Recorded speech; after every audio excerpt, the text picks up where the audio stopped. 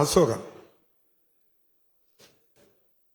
பேரவைத் தலைவர் அவர்களே, அமைச்சர் சொன்ன மாதிரி நீங்களும் சொன்ன மாதிரி பயணியாக இறக்கும் போது சில நேரம் கல் ஆகுதுன்னு சொல்றாங்க.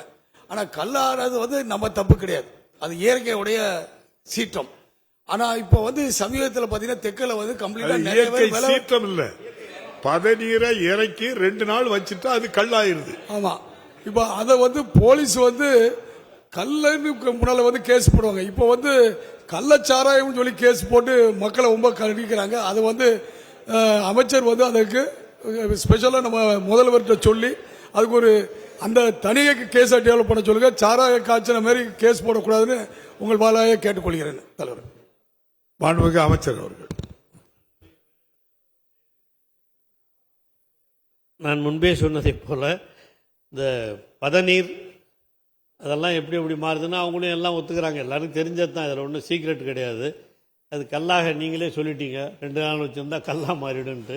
அந்த மாதிரி மாறும்போது கிராமங்கள்லாம் அந்த காலத்தில் இந்த ப்ரொஹிபிஷன் இருக்கும்போது இந்த கல் வாங்கி தான் ரொம்ப எல்லோரும் விற்பனையே அதில் தான் நடக்கும். நிறைய இந்த பனை மரம் வச்சுருக்கவங்க, தென்னை மரம் வச்சுருக்கவங்க, தென்னங்கல், பனங்கல் அப்படி சொல்லி தான் வச்சுட்டு இருந்தாங்க. நான் இந்த படிக்கிற காலத்துலேருந்து எனக்கு இதிலலாம் கொஞ்சம் தெரியும். அதனால் சொல்கிறேன் மாண்புமிகு உறுப்பினர் அவர்களுக்கு. அதனால் இந்த நீங்கள் சொல்கிற அந்த அவங்களுக்கு என்ன அப்படின்னா, போட்டியில யாராவது போன் பண்ணி போலீஸ் சொல்லியிருந்தாங்க, பனையேறிட்டு இருக்கவங்க 3 நாள் முழுதும் அந்த தொழில் செய்யணும், போலீஸ் கூட்டிட்டு போயிட்டா கஷ்டமா இருக்கு, அதை மீன் பண்ணி அசோகன் சொல்றாரு. அதுக்கு மட்டும் மாண்புமிகு சபாநாயகர் அவர்களுக்கு இதில் எவ்வளவு ஆர்வம் இருக்கிறது என்பதை நான் புரிந்து கொண்டிருக்கிறேன்.